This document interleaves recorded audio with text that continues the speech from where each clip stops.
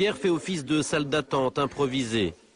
Le docteur Lostria enchaîne les prélèvements. Allez, tant petit peu, vas-y. Ouais, t'es bon là, de toute façon, déjà. Là. Allez.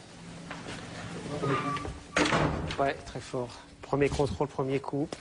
Le règlement stipule qu'il faut un minimum de 75 millilitres d'urine. Alors il y a parfois des contretemps à cette mécanique bien huilée. Non, mais écoute, on fait une tentative tout à l'heure. Hein. Ce lutteur, par exemple, devra patienter. Vous avez un problème? Qu'est-ce qui se passe? J'arrive plus à pisser, comme on dit, aller aux toilettes. Donc j'ai du mal à remplir le flacon. Ça fait longtemps que vous attendez? Là, ça va faire 1 heure à peu près. On y va? Ouais. Là-bas ou en face? Ils font où les odorants? Dedans? Je sais où tu veux, ouais, vas-y, mets-toi là.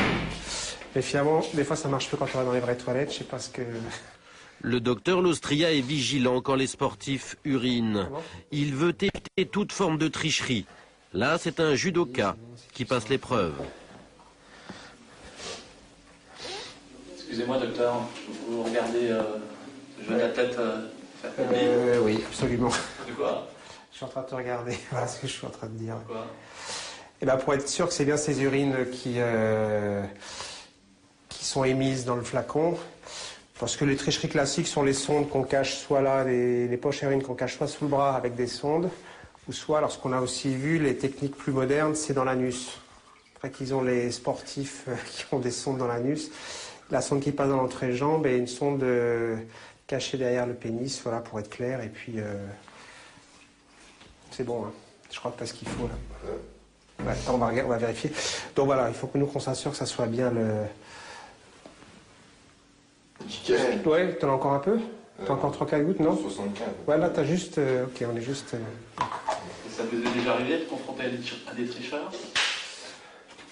Moi, personnellement, ça m'est arrivé une fois où la personne, en fait, n'a pas voulu que je le suive dans les toilettes, là, comme... et avait l'air très étonnée que je rentre dans les toilettes avec elle. Vas-y, on...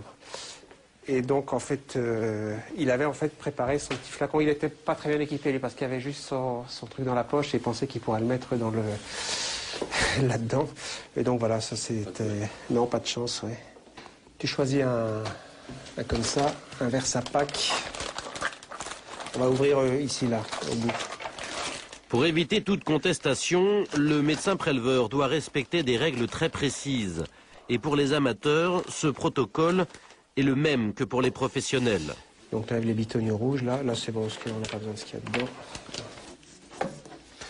Tu le sors, tu vérifies le numéro qui est dessus, il faut que ça soit le même, et on va noter le numéro sur le PV, là. C'est combien? 36 36, 34, 10. Docteur, tout ça est très protocolaire. Vaut mieux.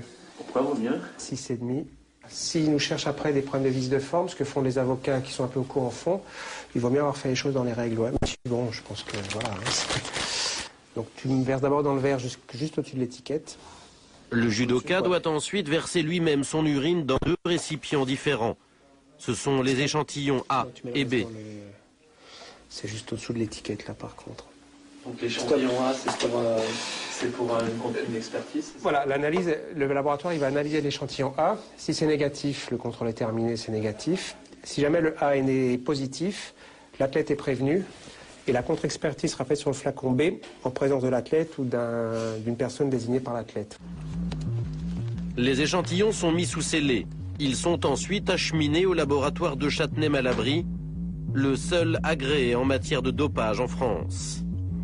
Les 11 contrôles effectués à l'INSEP ce jour-là se sont tous révélés négatifs. À l'INSEP, plusieurs centaines d'amateurs, c'était le premier contrôle depuis 1 an.